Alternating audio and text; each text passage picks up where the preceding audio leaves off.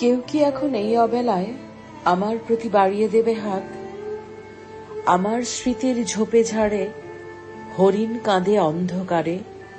এখন আমার বুকের ভেতর শুকনো পাতা, বিষের মতো রাত। দ্বিধান্বিত দাঁড়িয়ে আছি একটি সাঁকোর কাছাকাছি। চোখ ফেরাতেই দেখি সাঁকো এক নিমেষে ভাঙল অকস্মাৎ। গৃহে প্রবেশ করব সুখে, চৌকাঠে যাই কপাল ঠুকে। বাইরে থাকি নত মুখে, নেকড়েগুলো দেখায় তীক্ষ্ণ দাঁত।